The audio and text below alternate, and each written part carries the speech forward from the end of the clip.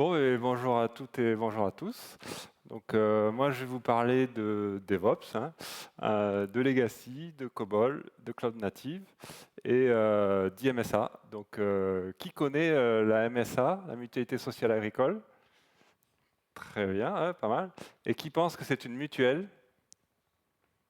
Ah, quelques bonnes réponses, mais pas toutes. Donc, je vais vous présenter tout ça, un peu qu'est-ce qu'on fait, notre activité et un focus sur notre transformation, transformation organisationnelle, transformation technologique et un peu ce qu'on cible pour les années à venir. J'ai pas le temps, mais c'est pas grave, on fera avec. L'informatique de la MSA, la mutualité sociale agricole, donc c'est le deuxième régime de protection sociale en France. On sert 5,6 millions d'agriculteurs, de population agricole, et on verse 26 milliards de prestations par an. Et donc, il y a 14 000 salariés et on couvre toutes les branches de la sécurité sociale. Donc, la maladie, la famille, la retraite, les accidents du travail, le recouvrement. Donc, on fait tout ce que font nos copains du régime général que vous connaissez à travers la CNAM, la CAF, etc. Et l'informatique, c'est 20 sites pour des raisons historiques de consolidation passée, avec 1100 collaborateurs, plus un certain nombre de prestations. Et on fait l'informatique aussi de certains régimes spéciaux. Donc je vous les ai mis en bas. Donc la RATP, les gaziers de France, nos chers sénateurs, l'Assemblée nationale, la Caisse des Français à l'étranger, et quelques portails un peu de grand public comme mesdroitssociaux.gouv.fr si vous voulez des informations sur vos droits. Notre technologie, notre SI, c'est un panorama assez large, consolidé depuis plusieurs dizaines d'années. Donc, 3 data centers, quelques centaines de machines physiques. Bon, je ne vais pas vous lire tous les chiffres, mais on a 40 000 programmes COBOL qui représentent 100 millions de lignes de code, ce qui fait un patrimoine très conséquent. Et on rajoute à côté des centaines d'applications avec un défi qui est beaucoup de mises en production par an, donc 3000 mises en production par an. Et ça a tendance à augmenter avec le temps. Voilà, je vous ai mis quelques technologies que l'on peut être amené à utiliser dans tout notre SI. Nos enjeux, ils sont assez classiques. Donc, grosse transformation sur l'agilité, beaucoup d'accessibilité, d'ergonomie, de design, parce qu'on est un service public, donc on se doit d'avoir des applications qui sont accessibles. Et donc pour ça, on a aussi beaucoup de demandes de data et d'accélération du DevOps à travers une usine logicielle dont je vais vous parler. Évidemment, tout ça est constitué des contraintes opérationnelles sur le legacy et d'une dette conséquente qu'on stratifie avec les années et qu'on essaie d'adresser. Donc si on fait un petit focus sur l'organisation de l'agilité à l'échelle, qui est en train d'aboutir. Donc on voit qu'on a commencé l'agilité dans les années 2013 avec quelques équipes agiles, 70 personnes. On a fait un petit pas dans les années qui suivent. On a rencontré Pôle emploi qui nous a fait découvrir le framework SAFe. Et en 2019, on s'est lancé pour transformer l'intégralité de nos équipes en agilité à l'échelle. Donc on le voit après, ça s'accélère avec un programme de transformation qui couvre aujourd'hui plus de 800 personnes qui ont basculé en agilité à l'échelle dans nos modes de fonctionnement. Évidemment, on est sur des plans quinquennaux, donc sur le plan 2026-2030, on considère que la transformation de l'agilité à l'échelle est opérationnelle. On va faire un focus beaucoup plus appuyé sur l'accélération du rythme, l'accélération du delivery. Donc, je vous ai représenté les trains sur ce flip-là, donc c'est les mêmes que celui du précédent, ce qui est original et intéressant à voir. Donc moi, je suis représentant d'une équipe qui est dans les trains support, les trains techniques. Donc les gens qui fabriquent les produits techniques sont aussi en agilité à l'échelle. Et les gens qui font tous les activités support, donc la paye, la comptabilité, les RH, sont aussi en agilité à l'échelle. Le train TER qui est tout en bas Donc c'est vraiment 100% de l'organisation qui bascule et, et ça se passe bien. Voilà. Donc si on fait un focus sur notre transformation et les besoins des équipes agiles, on retrouve les grands classiques, hein, l'autonomie, l'accélération du time to value, l'automatisation, et de plus en plus, on le voit, il y a beaucoup de technologies, ça s'accumule, une demande de réduction de la charge cognitive pour les équipes. Au sens, connaître toutes les technologies, ça fait trop pour chaque individu. Donc voilà, on va voir comment on adresse ça. Et je vous ai cité un certain nombre de contraintes, puisque quand on est un organisme de délégation de services publics, on a beaucoup de contraintes et qu'on essaie d'adresser. Donc ça va être un peu le fil rouge de cette présentation. Donc on a décidé d'aller vers l'agilité pour de vrai, comme vous l'avez vu, en mettant des équipes orientées produits. Donc on va mettre ensemble des développeurs Angular, des développeurs Java, des développeurs COBOL, qui vont être responsables d'une ligne produit, donc d'un produit ou d'une ligne produit au sein d'un train. Et donc, ils vont devoir amener la valeur à leur rythme, en autonomie, auprès de leurs utilisateurs de référence qui sont dans nos caisses de MSA ou aux populations agricoles. On a beaucoup de législation, donc ça, vous le voyez avec l'actualité, hein, la réforme des retraites qui a dû être mise en place, qui s'arrête, qui va repartir. Et donc, on accumule beaucoup de choses. Et les moyens de l'État, ben, ils sont plutôt à la baisse. Donc, on a de plus en plus de réduction de moyens, d'effectifs. Et donc, on est très contraint à ce niveau-là. D'un point de vue réglementaire, ce n'est pas courant, on ne le voit pas partout. On a ce qu'on appelle le contrôle interne chez nous, qui nous oblige à séparer la responsabilité entre le développement et les opérationnels. Donc, une personne qui développe n'a pas le droit de livrer en production, et vice-versa. Et on se doit d'amener des règles de traçabilité et d'auditabilité sur l'ensemble des modifications qu'on fait au SI. Donc ça, c'est quelque chose qui est très structurant et qui nous amène à devoir gérer cette contradiction de l'accélération si on ne peut pas mettre les mêmes personnes dans les mêmes équipes. Assumer le legacy, bon, je pense que vous voyez ce que je veux dire, hein. Donc il y a des briques qui ont plus de 40 ans et d'autres qui sont hyper modernes, donc avec du conteneur, etc. Et cerise sur le gâteau, étant organisme public, on nous impose de plus en plus d'utiliser des solutions souveraines, donc elles peuvent être commerciales ou gratuites, open source ou pas, mais c'est une contrainte importante, on l'a vu à quelques présentations là, de ces journées écoulées, que c'est quelque chose qui monte de plus en plus. Et on y est en plein dedans, donc voilà. Donc pour transformer, accompagner nos équipes agiles, on continue notre transformation d'agilité vers le DevOps et on lance des programmes associés pour progresser sur ça et intégrer l'ensemble des contraintes que l'on peut avoir. Donc pour vous resituer un peu le contexte, hein, l'histoire c'est qu'on avait des équipes de dev et des équipes d'ops qui étaient dans des entreprises différentes. Donc il y avait 6 entreprises qui ont été fusionnées en 2019. Donc déjà, il faut arriver à se parler, à se comprendre, à collaborer, à amener un rééquilibrage entre valeur métier et valeur SI, puisque l'agilité va surtout pousser vers la valeur métier et les ops ils vont surtout pousser vers la valeur SI, traiter la dette, faire que ça fonctionne, etc.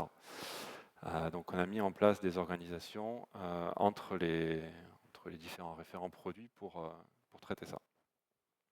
La séparation des responsabilités, comme je vous l'ai expliqué, elle nous est imposée. On ne peut pas négocier, on ne peut pas discuter, donc le contrôle interne, on doit le respecter. Et donc on a mis en place 2 typologies d'équipes DevOps qu'on retrouve dans la littérature autour des DevOps Teams, Teams typologie.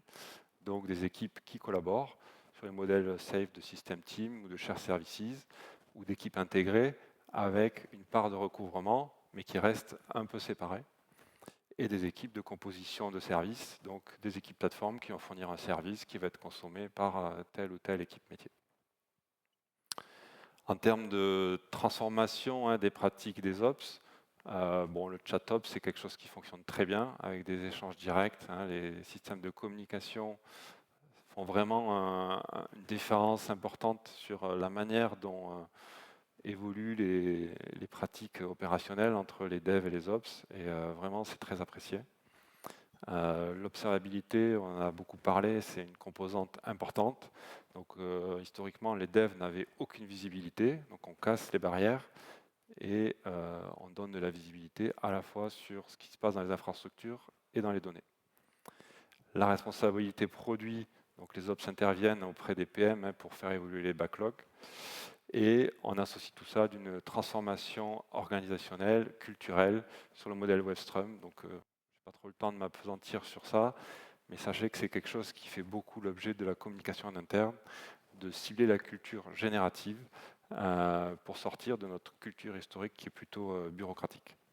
Voilà. On a des plans d'innovation communs entre dev et ops, et on a quelque chose qui nous, entre guillemets, nous unifie tous, hein, c'est ce qu'on appelle un indicateur phare de la direction, qui s'appelle la disponibilité opérationnelle, où tout le monde est responsable du résultat de la semaine, du mois, et des engagements que souhaite avoir notre direction générale sur le sujet.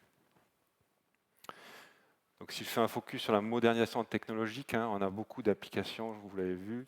On a nos nouvelles applications qui vont être cloud native. On va faire de l'application du legacy.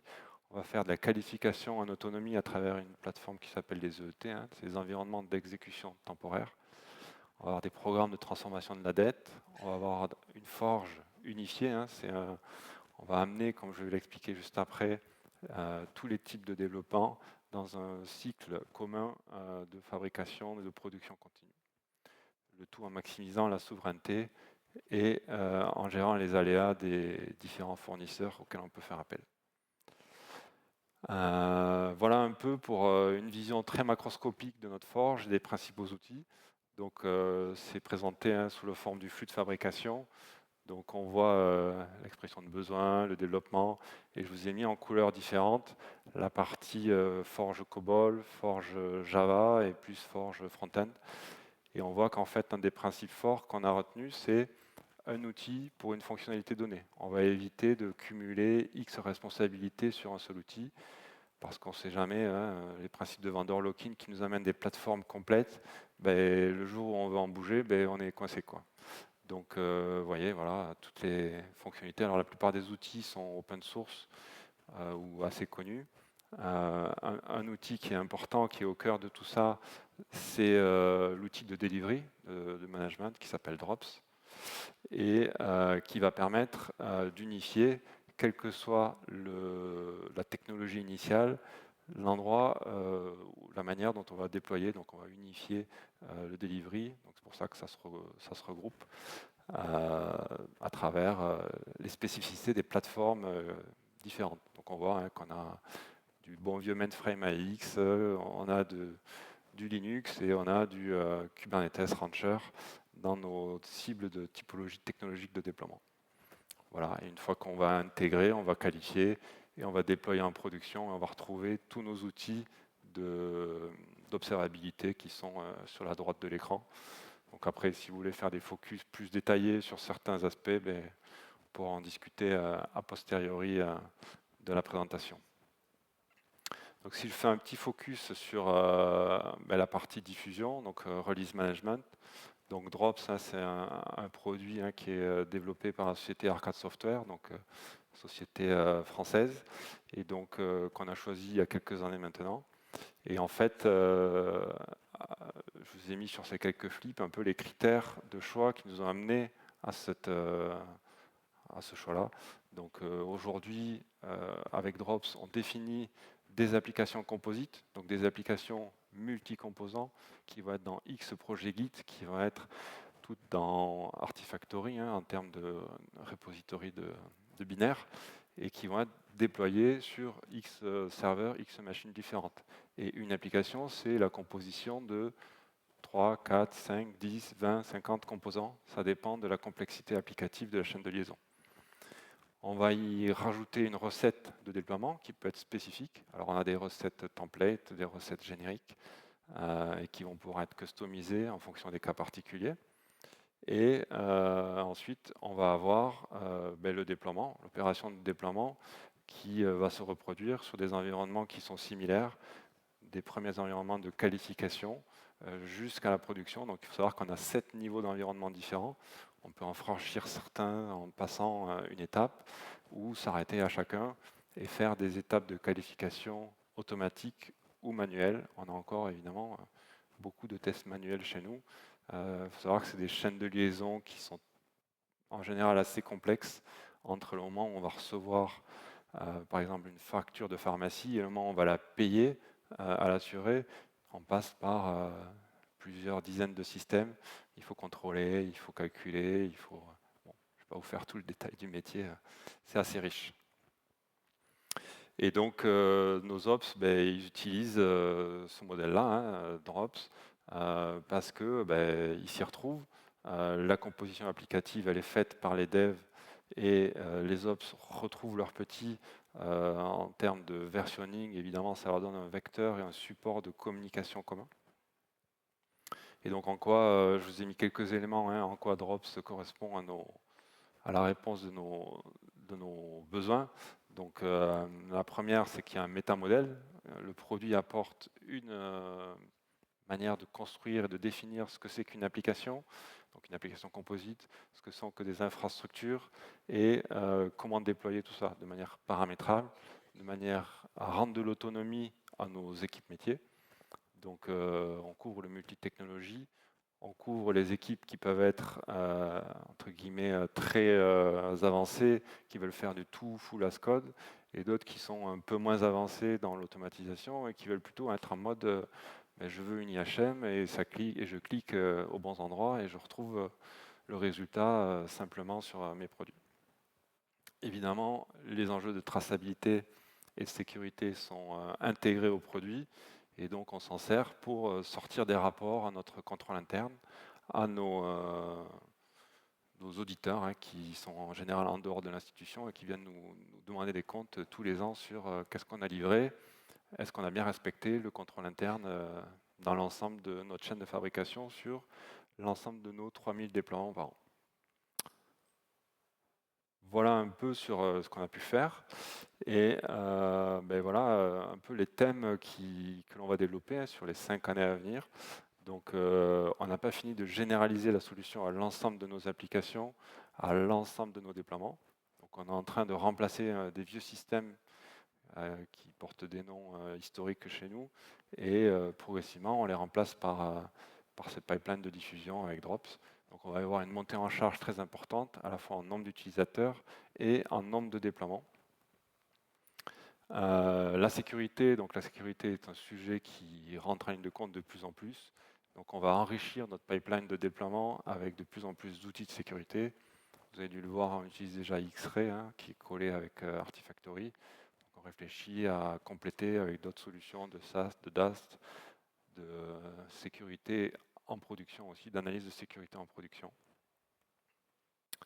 Et on vise, alors ça a été présenté hier, d'aller vers du platform engineering pour réduire la charge cognitive, simplifier l'expérience utilisateur, pour nous l'expérience des développeurs, de manière à ce qu'ils aient des abstractions d'utilisation des produits et qu'ils n'aient pas à revoir ou à chercher dans les logs voilà, quand ils font des jobs d'intégration continue ou quand ils font X manip de composition qui s'y retrouvent assez facilement sur un service qui tourne et qui fonctionne pour eux sans se poser la question de comment ça marche en dessous. Évidemment, on a des petits effets rebonds. Donc, je vous en ai cité deux là.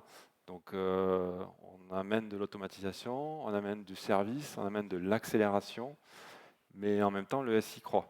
Donc, nos tutelles, elles nous demandent d'être plus productifs, de réduire nos coûts, etc. Mais on a de plus en plus de produits et de plus en plus de choses à faire. Donc, on a du mal à suivre la cadence, mais on essaye de faire avec nos contraintes pour répondre à ces enjeux. Et petite anecdote intéressante, c'est que des cobolistes viennent nous voir et nous disent « mais moi j'en ai marre, mes déploiements historiques c'était tout le temps à J+1, je les veux temps réel, quoi, et faites-moi ce qu'il faut pour que ce soit du temps réel ». Sauf que c'est pas si simple, il y a des mécanismes de joint d'exploitation, il y a des contraintes de la manière dont sont fabriqués les outils historiquement, qui ne peuvent pas traiter ce type de contraintes en claquant de doigts, mais on y travaille et on leur rend de plus en plus d'autonomie. Donc On a bien un mode où les cobolistes, les javaïstes et les développeurs front travaillent ensemble et du coup ont les mêmes besoins et rentrent dans le même mode de fonctionnement. Sur l'aspect plus DevOps, on va beaucoup s'inspirer de ce qui est autour d'Accelerate. Donc Accelerate, hein, je suppose que la plupart d'entre vous connaissent. Hein, donc c'est un livre qui avait été sorti, qui fait un peu référence dans les bonnes pratiques et dans les capabilities qu'on va pouvoir mettre en place et les métriques DORA associées. Donc on prévoit d'instancier ça et de l'outiller pour suivre et à ce que les équipes aient l'autonomie pour retrouver leur performance et pas se comparer les unes aux autres, mais leur performance intrinsèque en tant qu'équipe. Voilà, et donc je voulais aussi citer la loi de Conway, qu'on a vue déjà ce matin, si je ne me trompe pas. Donc évidemment, nos organisations changent, nos structures produits vont changer avec, et j'espère que ça sera pour le meilleur et qu'on en tirera les bénéfices de la collaboration et de la distribution associée.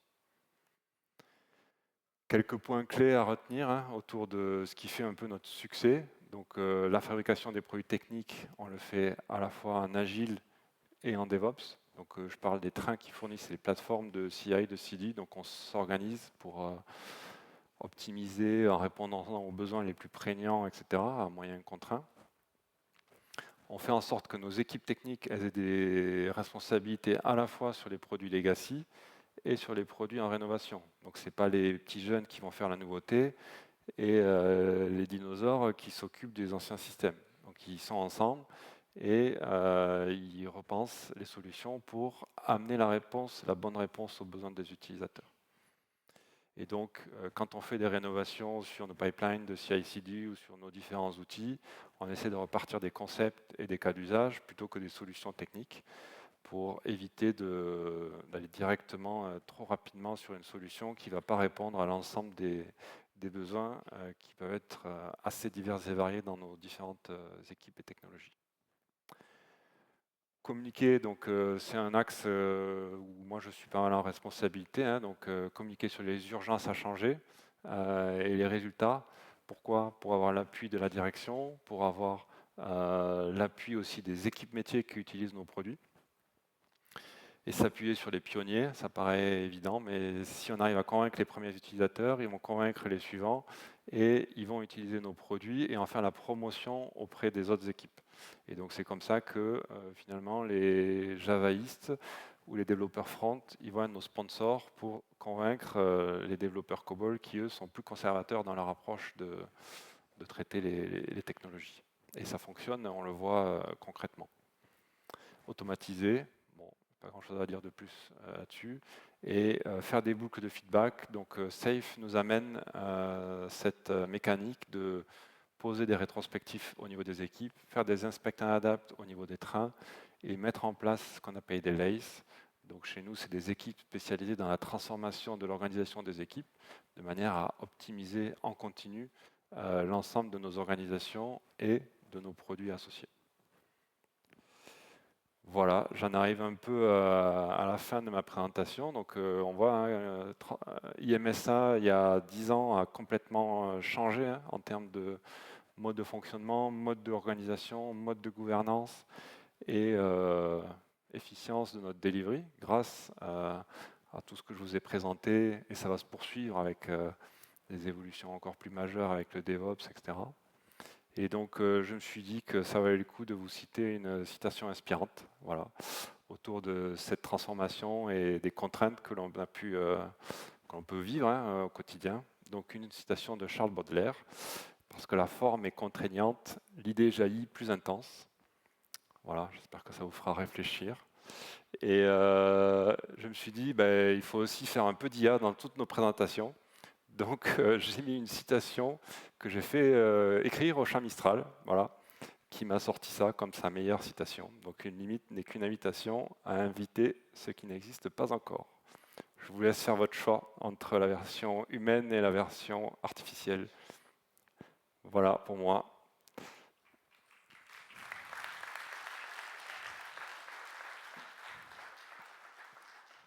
Très bien, merci pour ça Nicolas. De rien. Excellent, ce n'est pas la première fois que je vois cette présentation. Donc, Donc, Oui, on a répété ensemble la semaine dernière. c'est ça, c'est ça. Donc, très bien, très bien. Alors, il y a quand même des questions, il y a toujours des questions. Voilà, donc, Très bien. merci l'audience pour les questions. En fait, il y a une question qui a été posée 4-5 fois de manière différente. Donc, je vais le poser en résumé. Vous avez évoqué 7 environnements Oui. différents. Déjà, pourquoi? Et après, est-ce que c'est souhaitable ou même possible de les rationaliser? Alors, chaque environnement a des raisons historiques d'exister. Le premier, c'est surtout pour les développeurs. Ensuite, bon, je ne vais pas tous vous les faire, mais il y a des strates de qualification de plus en plus métiers. Il y a un environnement un peu plus spécialisé pour la métrologie. Et les 2-3 derniers, c'est la pré-production et la production. Et donc, à chaque étape, on consolide le produit de manière un peu différente et on garantit de plus en plus le bon fonctionnement. Donc, on a des souhaits d'essayer de rationaliser. Mais ça ne se fait pas comme ça. Voilà. Souvent, on nous dit, ben, vous avez qu'à en enlever. Et puis, il y a toujours quelqu'un qui dit, mais non, mais moi, je n'ai pas tel ou tel environnement. Du coup, je ne pourrais pas faire mon cycle de qualification que je sais faire. Voilà. Très bien, très bien. Comment vous vous assurez de la traçabilité d'un changement manuel? On sait bien que certaines personnes ont assez de droits pour prendre des raccourcis. Alors, ben, on fait en sorte de contrôler à ce que les outils effectuent les actions automatisées. Donc, tout ce qui est le déploiement ne peut pas être fait manuellement. Voilà. Et en fait, s'il y a quelqu'un qui fait une opération manuelle, elle va être perdue dans la nuit. C'est par construction dans nos outils. Donc, une personne qui voudrait essayer de faire une action manuelle, il sait qu'elle ne sera pas pérenne. Voilà. Et après, on a des ops qui ont des droits dédiés à l'accès aux environnements et les devs n'ont pas accès. Donc, ils ont accès qu'en lecture dans les environnements. Et on a aussi des mécanismes de contrôle interne. Donc, la liste de tous les droits de toutes les personnes de l'entreprise est vérifiée nominativement sur chacun des environnements tous les ans. Donc, voilà les garde-fous qu'on a. Et voilà les garde-fous. Très bien. Deuxième fois qu'on évoque ça Oui. aujourd'hui. Très bien. Bon, on est maintenant à l'heure. Donc, merci d'être venu. Merci pour cette présentation. Merci. Nicolas, tout le monde. Allez, bonne continuation. Très bien.